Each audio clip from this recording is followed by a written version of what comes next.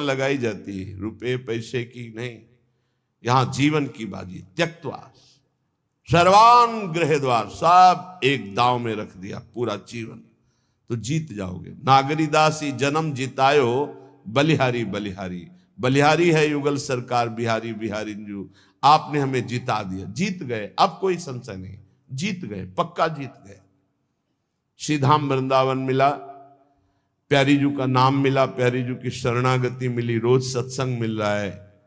अब कह सकते हैं अहो भाग्य है, अब हम जीत गए। प्यारी जू के चरणारविंद की प्रीति, प्यारी जू के चरणारविंद की सेवा निश्चित मिलेगी, निश्चित। हम अनन्य भाव से केवल इस द्वार को ना छोड़ें, अपनी टेक पक्की होनी चाहिए, उधर से तो बड़ी उदारता ही उदारता है। यदि ऐसा नहीं तो संत वाणी, महापुरुष जन कहते हैं, शोक स्थान सहस्त्राणी, भय स्थान शतानि च, दिवसे दिवसे मूढ़ माविशंति नो पंडितम। यदि तुमने भगवत प्राप्ति नहीं की तो मानव देह में हजारों ऐसे स्थान है जहां तुम संकटों में फंस जाओगे। हजारों सैकड़ों स्थान है जो तुम्हें शोक मग्न कर देंगे। प्रतिदिन तुमसे ऐसे कर्म बनेंगे जो तुम्हारी दुर्गति करा देंगे। इसलिए भगवत प्रेमी महात्माओं का संग करके इसी जन्म में इद चेद वेदी दथ सत्यमस्ति, न चेदिहा वेदिन महति विनष्टि, भूतेषु भूतेषु विचित्य चीराः, प्रेत्यास्मान् लोकदमृता भवन्ति। इस मनुष्य शरीर को प्राप्त करके यदि परब्रह्म परमात्मा भगवत तत्व को जान लिया, पा लिया, तो सब पापों से, सब शोकों से, सब दुखों से मुक्त हो गए और तुम बहुत कुशल और धन्यवाद। और यदि इस शरीर के रहते ना चेदिहा वेदिन महति विनष्टे, इस शरीर के रहते रहते तुमने भगवत प्राप्ति नहीं की, उस ब्रह्म तत्व को नहीं जाना, तो तुमने अपना सर्वस्व विनाश कर लिया। ये वेद कहता है। सोचो, बुद्धिमान पुरुष हो, सोचो, तुम्हारे जीवन का लक्ष्य भगवत प्राप्ति है। यदि भगवत प्राप्ति कर ली, ई चेद वेदी दथ सत्यमस्ति, यदि तुमने उस परम सत्य को पा लिया, जान लिया, तो बहुत कुशल हो, धन्यवाद, तुम्हारा परम मंगल हो गया। यदि भगवत प्राप्ति शरीर रहते हुए नहीं की, ना चेदिहा वेदिन महते विनष्टि, बहुत बड़ी हानि हो गई, तुमने अपना सर्वनाश कर लिया, कुछ नहीं तेरे पास है। सोचो, ऐ बुद्धिमान, तुम्हारे को बुद्धि मिली, सोचो, परम पुरुष परमात्मा की प्राप्ति अमृत स्वरूप है, इस जन्म में उसको प्राप्त कर लो। वो परमात्मा कैसा है? एको देवः सर्वभूतेषु गूढ़ः, सर्वव्यापी सर्वभूतांतरात्मा, कर्माध्यक्षः सर्वभूताधिवासः, साक्षी चेता केवलो निर्गुणश्च। वेद कहता है वह परमात्मा एक है, दो नहीं है। ये जितना अलग अलग मेड़ बंधी, वो सब मेरे ही प्रभु के नाम है, मेरे ही प्रभु के संप्रदाय है, मेरे ही प्रभु की आराधना, कोई और नहीं। हम किसी और की आराधना नहीं करते, ध्यान रखना। हमें किसी और की कृपा की आकांक्षा नहीं है। यहां जो भी हो रहा यंत्रवत हो रहा, मेरी स्वामिनी जी करवा रहे। और जो नाम रूप लीला धाम प्रभु का एक भी अंग स्वीकार किए है, वो मेरा गुरु है, वो मेरा परम पूज्य है। मैं किसी और का पूजन नहीं करता हूं, मैं अपने गुरु का पूजन करता हूं, मैं अपने इष्ट का पूजन करता हूं।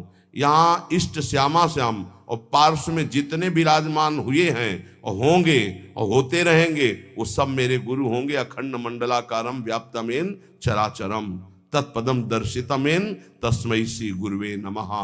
सबय संत गुरुदेव हैं, व्यास या परतीति। एको देवहा, ये वेद कह रहा है, बिल्कुल स्पष्ट, ये दिमाग में बैठा लो। परमात्मा कैसा है? एको देवहा, वो एक है। सर्वभूतेषु गूढ़ा, उस समस्त शरीरों में गूढ़ रूप से छुपा हुआ है, वो रहस्य रूप से छुपा छुपी का खेल खेल रहा है। समस्त शरीरों में एक ही परमात्मा है, समस्त उपासनाओं का एक ही परमात्मा इष्ट है। उसे कितने नामों से, अनंत नामों से बोलो, पर वो है एक। एको देवहा है कहा? सर्वभूतेषु गूढ़ा, इन्हीं समस्त शरीरों में गूढ़ रूप से छुपा हुआ है। सर्वव्यापी सर्वभूतांतरात्मा, वो सर्वव्यापी है, वो इन शरीरों में भी है और वो इन जड़ में भी है, खंबे में भी है, वृक्ष में भी है, पत्थर में भी है, कहीं भी सर्वव्यापी, हर जगह है।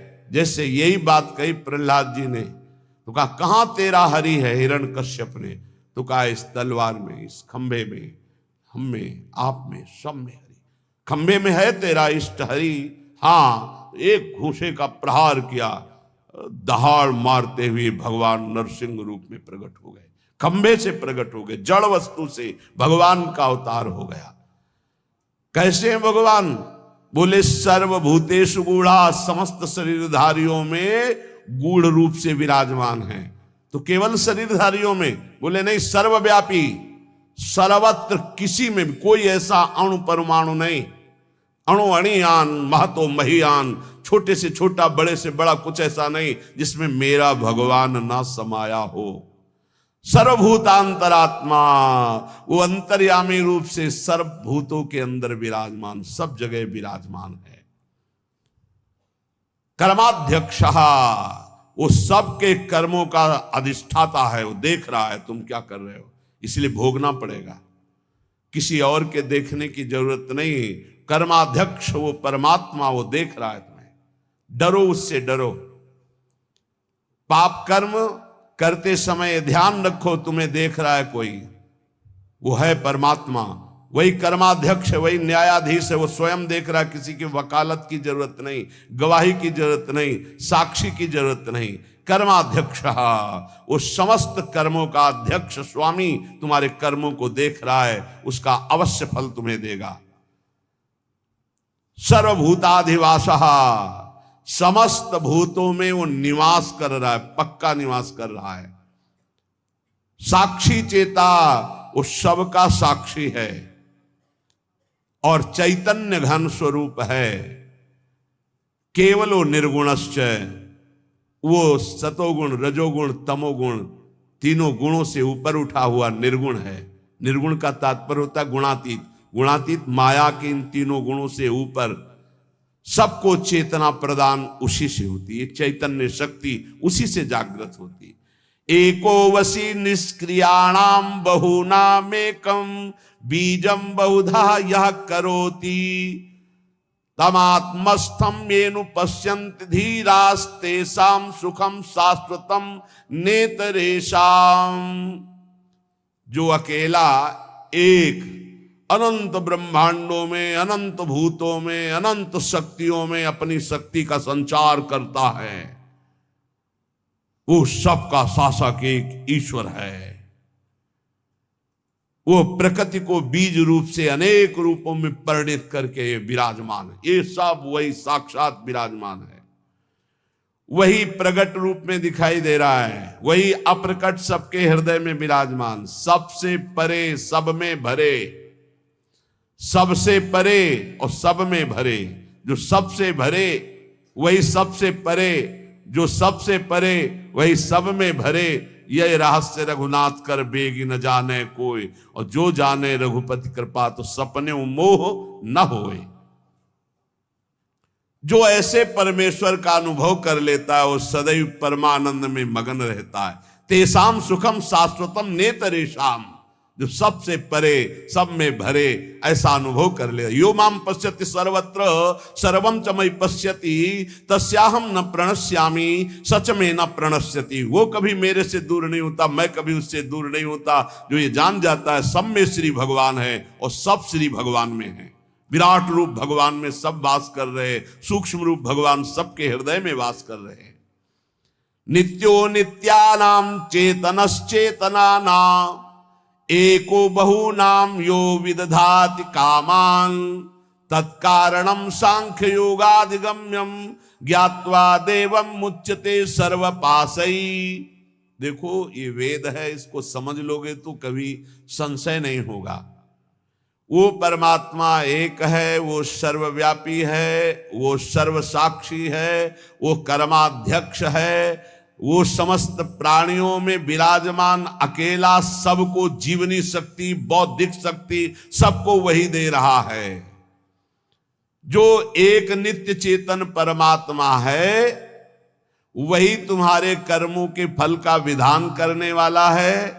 इसलिए बहुत शीघ्र ज्ञान योग से, कर्म योग से, भक्ति योग से उस परमात्मा को प्राप्त कर लो और जीवन मुक्त हो जाओ। सबके कारण रूप परम देव परमात्मा को प्राप्त कर लिया तो समस्त बंधनों से मुक्त हो जाओगे। ज्ञात्वा देवम मुच्यते सर्व पासई है, सर्व बंधनों से मुक्त हो जाओगे। जीवन का परम लक्ष्य वेद कहता है, श्वेता श्वेतर वेद, आपको भगवत प्राप्ति इसी जन्म में करनी, और कोई जन्म नहीं है। बार बार अन्य योनियों में जाने पर तुम कोई नया कर्म नहीं कर सकते, केवल मनुष्य जीवन में भगवत प्राप्ति कर सकते हो। वो भगवत प्राप्ति किसी और की उपासना से नहीं होगी, महापुरुषों के चरणों की उपासना से, एकमात्र भगवान की उपासना। रहुगणित तत्प्रसान याति न चेज्या न निरूपणाद ग्रहाद्वा न छंदसा नैव जलाग्नि सूर्यो बिना महात्पाद रजो अभिषेकम। तो ये कह रहे हैं और कोई उपासना से इनकी प्राप्ति नहीं होने वाली। अगर आप समझते हो कि अन्य कोई, तो इनका प्रवेश ही नहीं है। न तत्र सूर्यो भाति न चंद्र तारकम, न सूर्य का वहां प्रवेश है न चंद्रमा का प्रवेश है कि अपने प्रकाश सहित पहुंच जाए परम धाम में, ब्रह्मधाम में, ब्रह्म स्वरूप में। न तत्र सूर्यो भाति न चंद्र तारकम नेमा विद्यतो भांति कुतोयम अग्नि, न अग्नि न बिजली न चंद्रमा न सूर्य। इन तेज त्रिभुवन को प्रकाशित करने वालों की सामर्थ्य नहीं कि उसमें प्रवेश पा सके। तमेव भांतम अनुभाति सर्वम तस्या भाषा सर्वमिदम विभाति, क्योंकि ये सब उससे प्रकाशित होते हैं, उसी परमात्म तत्व से। इसलिए जो सबका परम प्रकाशक है उस परमात्मा की प्राप्ति इसी देह में, मनुष्य देह में आप कर सकते हैं। जो इस मनुष्य देह को प्राप्त करके भगवत प्राप्ति नहीं करता है वो अपना भारी पतन कर रहा है। पर भगवत प्राप्ति कौन कर सकता है? जिसको कोई भी त्रिभुवन का भोग ललचाए ना, भ्रष्ट ना कर पाए। ये तैयारी करनी पड़ेगी ये सत्संग से। और पक्का हमने देखा है, पक्का देखा है और देख रहा हूं, जैसे जैसे सत्संग हो रहा है, जैसे जैसे भजन हो रहा है, जैसे जैसे बात समझ में आ रही, तो सबसे बड़ा तूफान जीवन का होता है नवयौवन अवस्था। बहुत ध्यान से प्रसंग सुनना है। जब तक भोगों की आसक्ति आपके अंदर किसी भी भोग की रहेगी तब तक आपको भगवत प्राप्ति का उत्साह नहीं होगा। एक बार ये जो प्रसंग चल, एक बार नचिकेता नाम के ब्रह्म ऋषि के पुत्र थे वो, तो उनका जन्मोत्सव मनाया जा रहा था। तो जन्मोत्सव में अब वो ब्रह्म ऋषि थे तो बहुत से ब्रह्म ऋषियों को बुलाया, मंत्रोच्चारण हुए वेदों के, फिर गौवें दान की। तो नचिकेता ने देखा गलत हो रहा है, उन्हीं का जन्मोत्सव था। अच्छी अच्छी गौवें गौशाला में रख ली गई हैं और जो कम दूध देती हैं या जो दूध देना छोड़ने वाली हैं वो गौवें दान की जाए। तो उन्होंने दान करते समय ही पिता से कहा कि मुझे ये आपकी दान पद्धति ठीक नहीं लग रही। ऋषि पुत्र ऋषि थे तो एक तरह से पिता का अपमान हो रहा है और पिता की निंदा हो रही है। उन्होंने कहा आप ये ऐसी दुबली पतली गवें दान कर रहे हो, स्वस्थ गवें, नई ब्याई हुई गवें आप दान नहीं कर रहे हैं। ये दान पद्धति के विपरीत आप दान क्यों कर रहे हैं? गवें किसके लिए रखे हैं? मेरे लिए ना, मैं पुत्र हूं ना, तो आप दान मेरे लिए ही तो कर रहे हैं। तो आप ऐसा दान क्यों कर रहे हैं? तो मेरे को किसको देते हैं?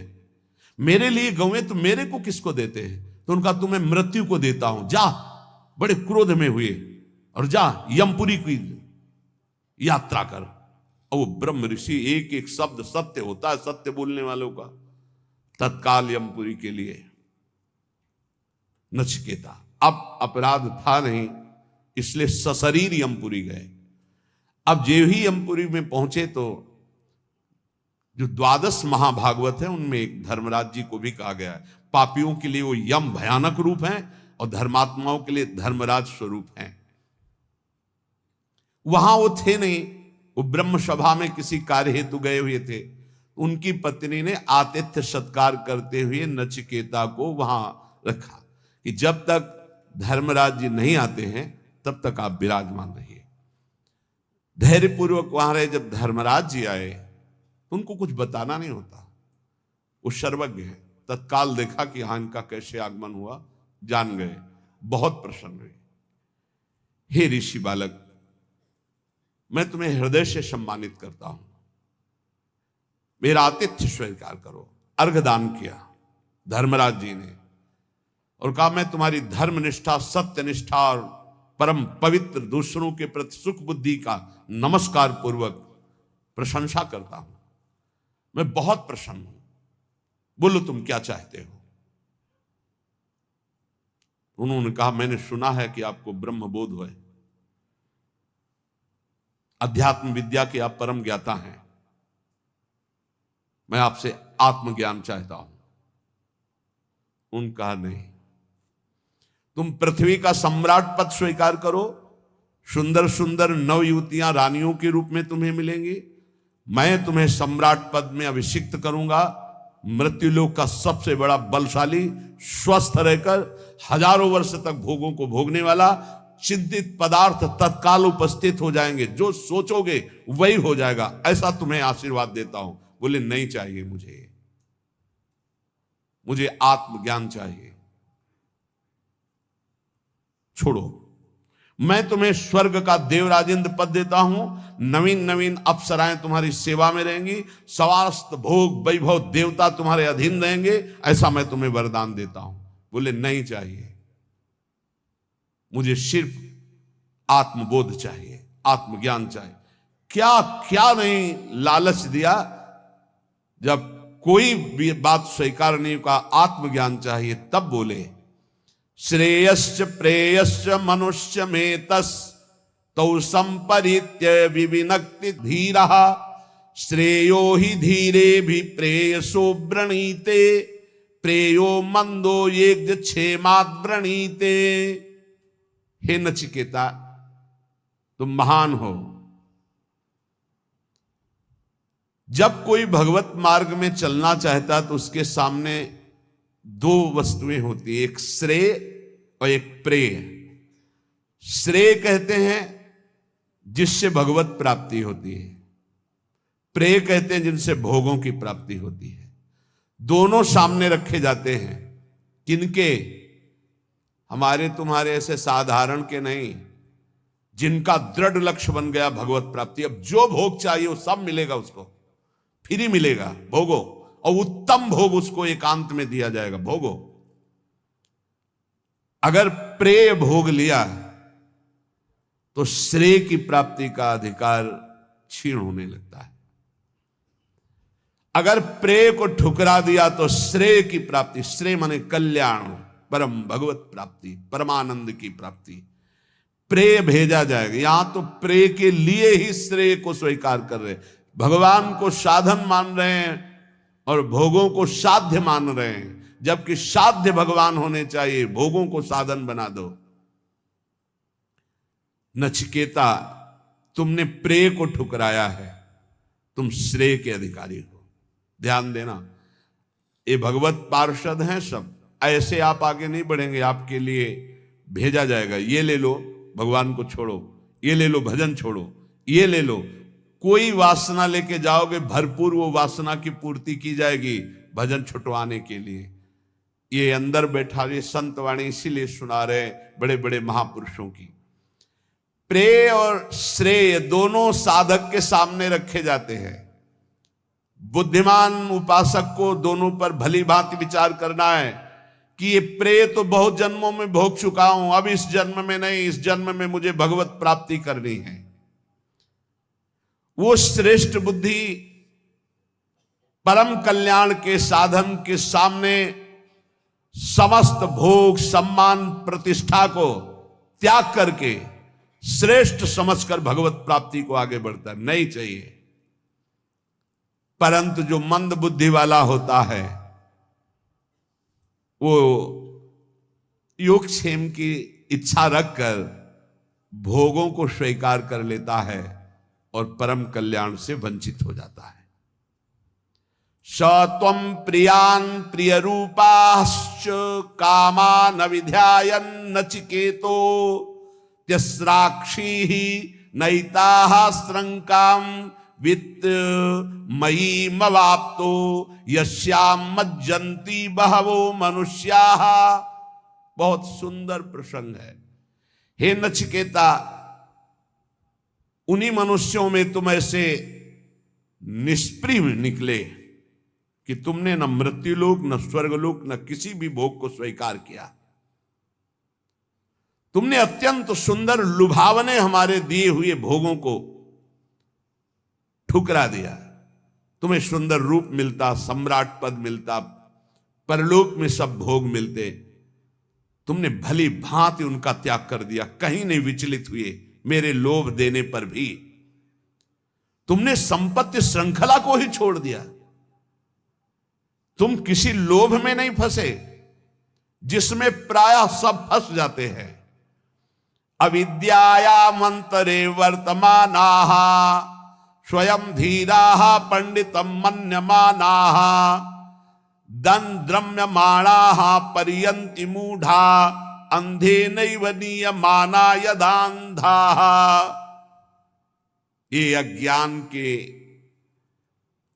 द्वारा ग्रसित लोग अपने को बुद्धिमान और विद्वान मानने वाले ये भोगों में कैसे फंस जाते हैं।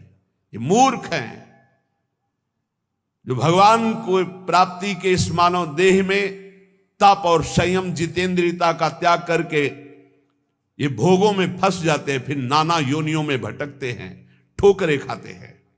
इनकी वही दशा है जैसे अंधे के पीछे कोई अंधा लाठी पकड़कर चले, दोनों कुएं में गिर जाएं। ऐसे ये अपने को समझते तो बुद्धिमान हैं, विद्वान हैं, पर जो भोगों में रत हैं वो मूर्ख हैं। वो नाना योनियों में भटकेंगे और उनके पीछे चलने वालों की वही दशा होगी जो अंधे की लाठी पकड़ करके अंधा चलता है तो दोनों कुएं में गिरते हैं। अंधे नैव नियमाना यथान्धाः न जायते म्रियते वा विपश्चिन्नायं कुतश्चिन्न बभूव कश्चित् अजो नित्यः शाश्वतोऽयं पुराणो न हन्यते हन्यमाने शरीरे। कठोपनिषद। नित्य नचिकेता, तू ज्ञान स्वरूप आत्मा है। उपदेश करने का जब सब भोगों से नकार दिया, नहीं चाहिए मुझे आत्मज्ञान चाहिए, तो न जायते मृते वा विपश्चित् नायम कुतश्चिन्न बभूव कश्चित् अजो नित्या शाश्वतोऽयं पुराणो न हन्यते हन्यमाने शरीरे। है नचिकेता, तो नित्य ज्ञान स्वरूप आत्मा है, न तेरा जन्म है न तेरा मरना है, ना तेरा किसी से जन्म हुआ है न किसी से तेरी मृत्यु होगी। ना तू किसी का कार्य है ना तू किसी का कारण है। तू अजन्मा है, नित्य है, एक रस रहने वाला पुरातन आत्मा है जो न कभी क्षय को प्राप्त होता है न वृद्धि को प्राप्त होता है। ये तेरा शरीर, ये शरीर नाशवान है, ये नष्ट हो जाएगा। तू अजन्मा है, एक रस है। नायमात्मा प्रवचने न लभ्यो न मेधया न बहुना श्रुतेन यमे वैस वृणुते तेन लभ्यस तस्यैष आत्मा विरुणते तनुस्वाम। ये परब्रह्म परमात्म तत्व का बोध ना प्रवचन से मिलता है, ना बहुत मेधया बुद्धिमानी से मिलता है, ना बहुना श्रुतेन बहुत सुनने से मिलता है। ये जिसको वर्ण कर लेता है उसको अनुभव में आता है। वर्ण कौन? आत्मा किसको वर्ण करता है? गुरुदेव रूप से आत्मा जिसे वर्ण, आत्मा हरिवंश प्रगट परमानंद श्री हरिवंश प्रमाण मनम, जिसे गुरुदेव स्वीकार कर लेते हैं और जब गुरुदेव उसका बोध कराते हैं तो बोले यमे वैस वृणुते ते न लभ्यस्तस्यैष आत्मा विरुणते तनुस्वाम। इसीलिए कहा मोक्ष मूलम गुरु कृपा, मंत्र मूलम गुरु वाक्यम। ये बहुत सुनने से, बहुत प्रवचन करने से, बहुत बुद्धिमान होने से आत्म तत्व का बोध नहीं होता। आत्म तत्व का बोध होता है आत्मस्वरूप गुरुदेव जिसे स्वीकार कर लेते हैं, जो गुरुदेव की आज्ञा में चलता है उसे बोध हो जाता है। वो परमात्मा उसको स्वीकार कर लेता है, उसके हृदय में अपने आप को प्रकाशित कर देता है। मोक्ष मूलम गुरु कृपा। ना विरतो दुश्चरितान ना शांतो ना समाहितः ना शांत मानसो वापी प्रज्ञाने नैनमाप्नुयात्। हे नचिकेता, सूक्ष्म बुद्धि के द्वारा भी उस आत्म तत्व को नहीं जाना जा सकता, क्योंकि वो बुद्धि के जानने में आने वाला तत्व नहीं है। गोस्वामी तुलसीदास जी, राम अतर्क बुद्धि मन बानी, यह हमार मत सुनहु भवानी। बुद्धि मन वाणी इनकी तर्कना राम जी तक नहीं पहुंच सकती। राम जी आके इसमें विराजमान हो जाते हैं। बिल्कुल वही बात, न प्रवचन सुनने से, न प्रवचन करने से, न बहुत बुद्धिमान होने से परमात्मा की प्राप्ति कर ले, ऐसी बात नहीं है। परमात्मा जिसे स्वयं गुरु रूप से वर्ण करके कृपा करता है, उसके हृदय में वो बोध रूप से प्रकाशित हो जाता है। और बहुत बढ़िया बात कह रहे हैं, उस परमात्म तत्व को न शुभ साधनों से प्राप्त किया जा सकता है और न अशुभ आचरणों से उसको छोड़ा जा सकता है। इसीलिए जो सिद्ध हो जाते हैं फिर उनके ऊपर वेद शासन नहीं रहता। कह रहे नाविरतो दुश्चरिता न शांतो न समाहिता। जो अपने स्वरूप को गुरु कृपा से प्राप्त हो गया है तो वो शुभ आचरणों से प्राप्त नहीं हो सकता और अशुभ आचरणों से उसकी निवृत्ति नहीं हो सकती। वो अपने स्वरूप में ही रहता है। जो अशांत चित्त है, जिसने अपनी मन और इंद्रियों को समर्पित नहीं किया गुरुदेव के चरणों में, उसे प्राप्त नहीं कर सकता। अशांत चित्त, कभी मन मानी नहीं, अपने इंद्रिय और मन को गुरु आज्ञा। इसलिए उपनिषद पढ़ के देखो, 12-12 वर्ष तक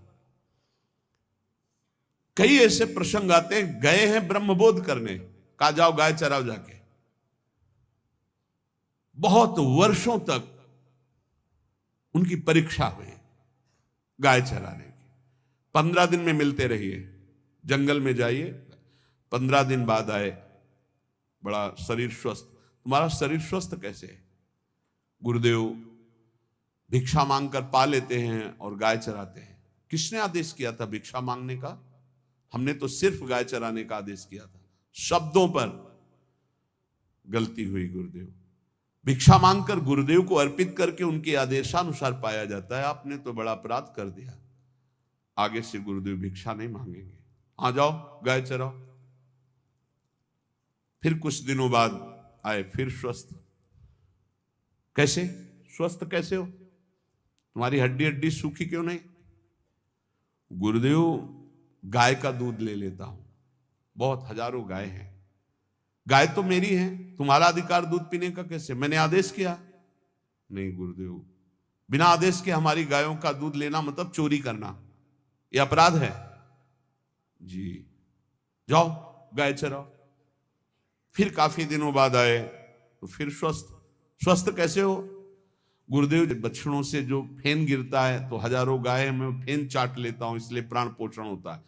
हमारे बछड़े बड़े दयालु हैं, तुम्हें इस दशा में देख करके वो दूध अधिक गिरा देते, फेन गिरा देते, इसलिए चाट लेते। आज से वो भी नहीं चाटोगे। जी गुरुदेव। अब सब मना हो गया। एक दिन बहुत भूख लगी, आक अकौड़ा, उनको पता नहीं था कुछ जंगलों का, तो उन्होंने आक के फूल और पत्ते काफी चबा लिए। वो जहर होता है, आंखें अंधी हो गई, वो एक कुएं में गिर गए। और उन्होंने पुकारा गुरुदेव गुरुदेव गुरुदेव। जब नियत समय पर गुरुदेव के लिए पहुंचे तो गुरुदेव की पुकार जो उनके हृदय में हुई वो उनको झंकृत की। उन्होंने कहा कि खोज करो, कुछ संकट है शिष्य पर। गौएं खोजी गई तो जिस दिशा में मिली वहां आवाज लगाई गई, तो एक कुआं से आवाज आ रही थी, गुरुदेव गुरुदेव। नजदीक पहुंचे, उनका बेटा तुम्हारी ये दशा कैसे हुई, कुएं में कैसे गिर गए? तो उनका गुरुदेव मुझे पता नहीं, मैंने किसी वृक्ष के पत्ते और फूल पा लिए। तो उनका आज्ञा कहां थी? आज्ञा के विरुद्ध क्यों किया? तुम्हें उपवास करना चाहिए था। तो गुरुदेव आखिरी गलती, अब जीवन में कभी गलती नहीं होगी, मेरी आंखें चली गई हैं। तो उनका मैं अभी मंत्र तुम्हें देता हूं, अश्वनी कुमार देवताओं के वैद्य आएंगे और तुम्हें औषधि देंगे, अभी तुम दिव्य नेत्र वाले